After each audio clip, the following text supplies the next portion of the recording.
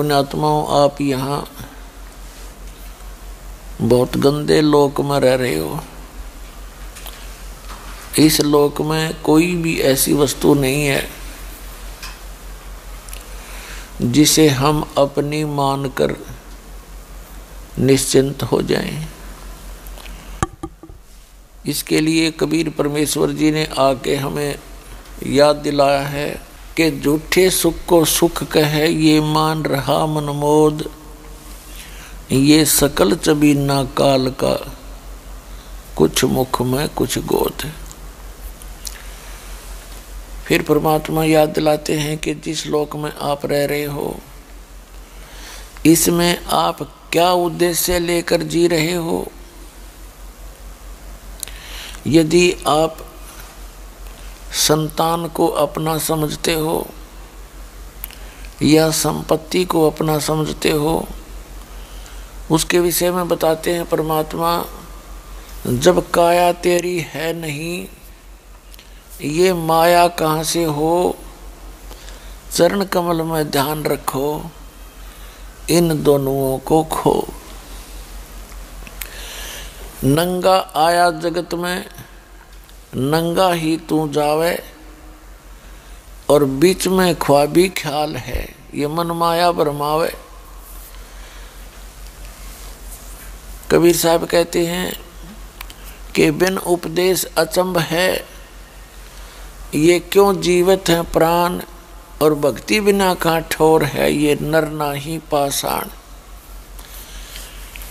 अगम निगम को खोज ले बुद्धि विवेक विचार,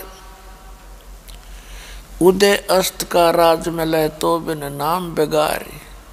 तीन लोक का राज जय कोई जीव को दे, और कहते हैं लाख बधाई क्या करे जय नहीं नाम तने। राम रटत कोड़ी भलो,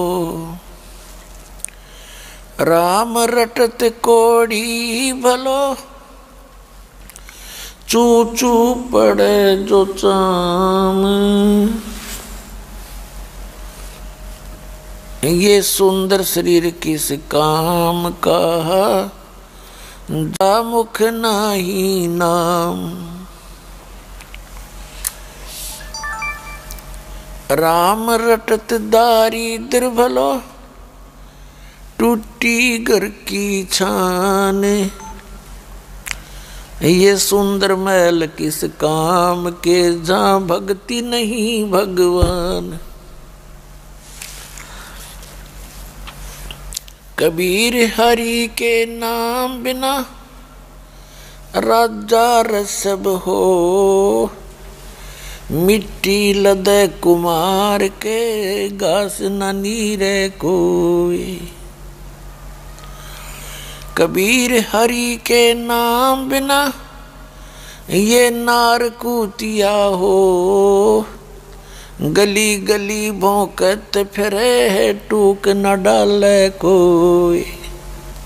ये बीबी पड़दे रहे थी, डोडी लगे थी बार।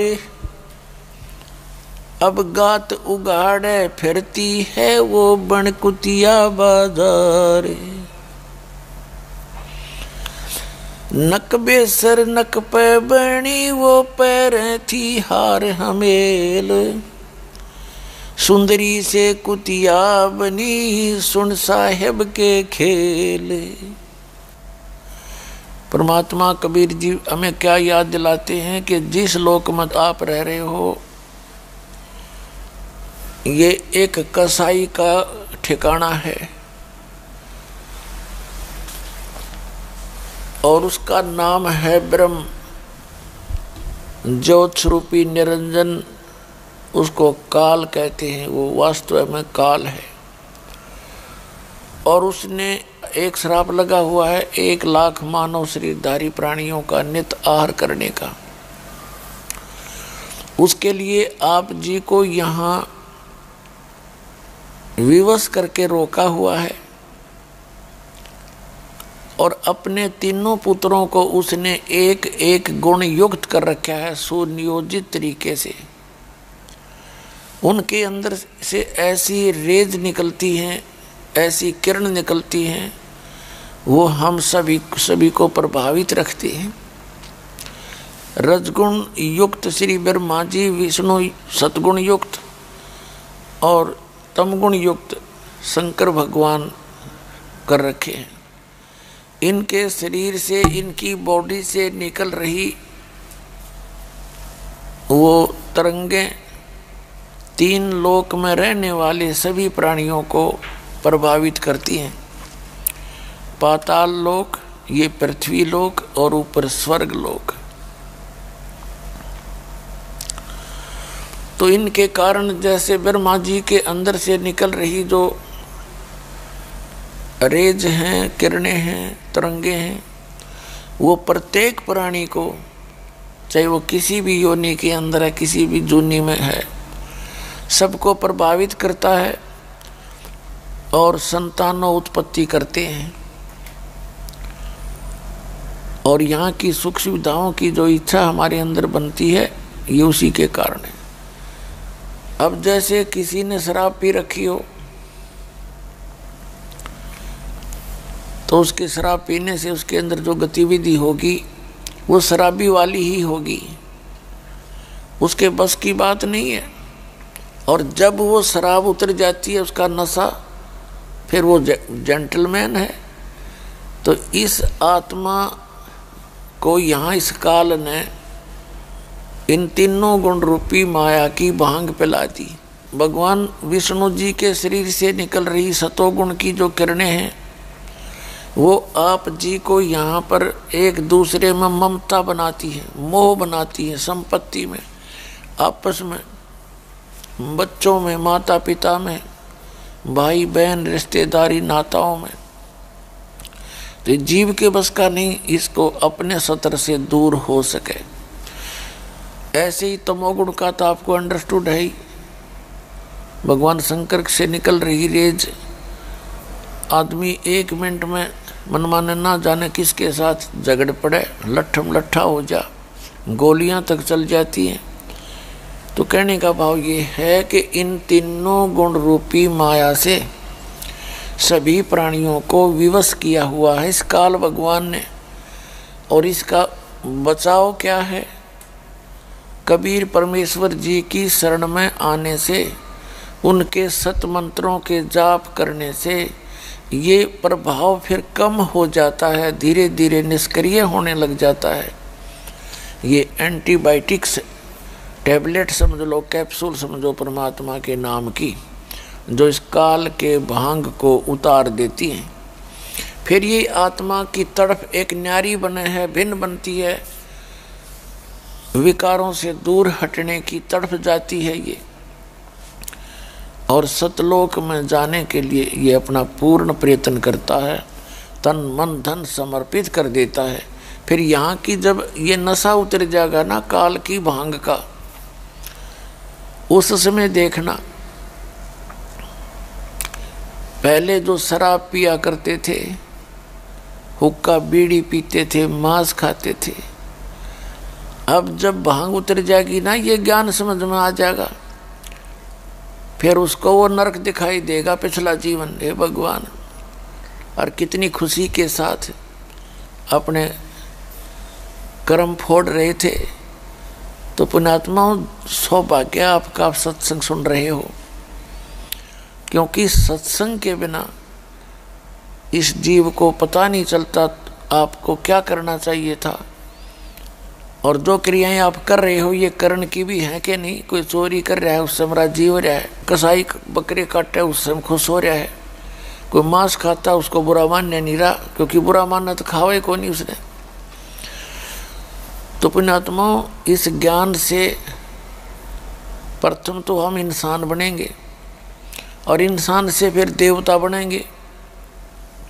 क्योंकि देवता कौन होते हैं? जो बुराइयों से दूर हो जा, भगवान की भक्ति करें, वो देवता।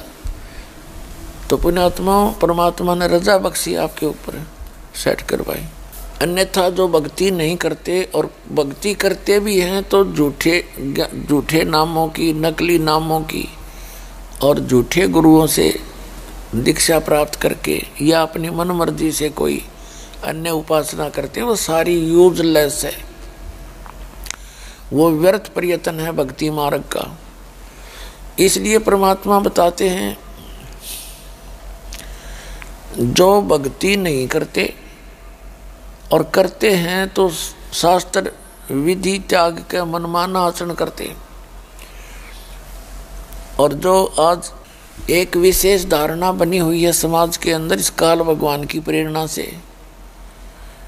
कि सत्संग के अंदर अच्छे व्यक्ति नहीं जाते, अच्छी बहन बेटियां नहीं जाती, और दूसरी धारणा ये बनी हुई है कि भक्ति तो बुढ़ापे में कराया करें। छोटे छोटे बच्चे भी सत्संग में जाते हैं, बताए न कि अक्ल मारी जा रही। तो पुण्यात्माओं ये सारा का सारा तत्व ज्ञानहीनता का परिणाम है। अब जैसे कई ये कहते हैं हम ना जाया करें सत्संग हमारी, क्योंकि ऊंच घरों की बहन बेटियां सत्संग में ना जाती, तो उनके लिए परमात्मा कहते हैं दुर्भाग्य उनका, सौभाग्य उनका है कि उन्होंने पिछले जन्मों में कोई अच्छे पुण्य और भक्ति कर रखी थी, जिस कारण से इस संसार की इस झूठी शोभा के अंदर आज वो सम्मानित हैं। ऊंच कोई पद प्राप्त करके या कुछ थोड़ी सी माया गणी प्राप्त करके या कोई मंत्री, प्रधानमंत्री, मुख्यमंत्री बन के। तो परमात्मा कहते हैं जो भक्ति नहीं करेंगे ना, आगे उनकी ऐसी दुर्गति होगी। और जो परमात्मा ने जो ज्ञान दिया है वो सारा सत्य है। यदि हम भगवान के विधान को पालन नहीं करेंगे तो वो हमारी ही मूर्खता होगी। अब क्या बताते हैं परमात्मा कि वो ऊंचे घरों की बहू बेटियां पर्दों में रहा करती थी, पर्दों में, और उनके पास कोई भी अन्य औरत या कोई अन्य पुरुष नहीं जा सकता था। उनको मिलने के लिए भी उनके सामने उनके गेट के ऊपर पहरेदार रखे जाते थे। तो परमात्मा कहते हैं कि बीबी पर्दे रहे थी और डोडी लगे थी बार, अब गात उगाड़े फिरती हैं वो बनकुतिया बाजार। वो पर्दे की सुंदरी नक बेसर नक पे बनी और पैरें थी हार हमेल, और सुंदरी से कुतिया बनी सुन साहेब के खेल। फिर परमात्मा कहते हैं वो पर्दे की सुंदरी सुनो संदेशा मोर, अब गात उगाड़े फिरती हैं वो करें सुरायों शोर। अब परमात्मा बताते हैं कि जो भक्ति नहीं करती और ऊंचे घरों की बहू बेटियां थी, पर्दों में रहा करती थी, सामने पहरेदार ड्योढ़ी लगा करती थी, एक सत भक्ति ना करके अगले जन्म में वो कुतिया बनती हैं। और जब तो वो इज्जत के कारण घर से बाहर नहीं निकलने देते थे, उनको सत्संग में नहीं जाने देते थे, स्वयं भी नहीं जाते थे। कहते हैं वो पर्दे की सुंदरी बीबी पर्दा रहे थी और डोडी लगे थी बार, अब गात उगाड़े फिरती हैं वो बनकुतिया बाजार। पहले तो एडी से लेकर चोटी तक अंग छुपाए रहती थी और फूले नहीं समावे थे इज्जत के ठेकेदार। आज वह कुतिया बनी फिर कति नगन उगाड़ी। तो वह दुर्गति जब तक दिखाई नहीं देती, जब तक हम सत्संग नहीं सुनते।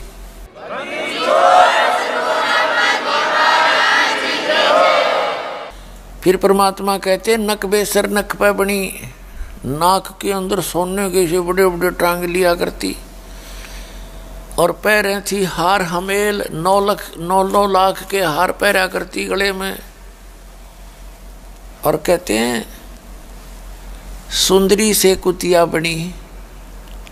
अब सुन साहेब के खेल, वो पर्दे की सुंदरी और सुनो संदेशा मोर। अब गात उगाड़े फिरती है वह करे सरायों शोर। पहले वो रानी या थे ऊंच घरों की गणी माया के जो धनवंत थे, वो माया के पुजारियों की पत्नियां, ये वो स्वयं भी, उनकी बहू बेटियां। कहते हैं काजू किस्मत सेब संत काजू किस्मत मिला मिला के हलवे बनाया करती थी, खीर बनाया खाया करती थी। ये उसके पूर्व जन्म के संस्कार थे, पूरे जन्म के जन्म जन्मों के कोई पुण्य थे वो प्राप्त थे। पीछे की बैटरी चार्ज थी, लेकिन आगे चार्जर लगवाया नहीं तो बैटरी डिस्चार्ज हुई, पुण्य कर्म समाप्त हुए, पाप कर्मों का दौर शुरू हुआ। फिर वही आत्मा फिर कुतिया बनकर धर्मशाला के आसपास धक्के खाती है और एक टूक के लिए उन धर्मशालाओं में सरायों में आते जाते अतिथि रुका करते थे और खाना खा करके या खाते समय एक टूक डाल देते थे, छोटा सा रोटी का टुकड़ा, और वो भी इतनी दूर से रेत के अंदर। वो काजू और किशमिश की खीर और हलवे खाने वाली वो आत्मा, ऊंच घरों की वो बहू बेटियां आज कुतिया बनकर एक टोक के लिए तरस रही है और 10 ग्राम रेत साथ खा रही है उस टोक के रोटी के, जब वो बकवाद ले ही नहीं पड़े थी उनकी। तो पुण्यात्माओं, परमात्मा कितने दयालु हैं, अपना विधान बताने के लिए आए, इस काल का ज्ञान कराने के लिए आए कि तुम किस गंदे लोक में रह रहे हो, और इससे बचाव का तरीका बता दिया कि ये है यहाँ से निकल जाने का, और ये सु अवसर है, ये बिचली पीढ़ी वाला जो कलयुग के 5500 वर्ष बीत जाने के बाद ये प्रक्रिया शुरू होनी थी, जो अब शुरू हो चुकी है। अब आप निकल सकते हो।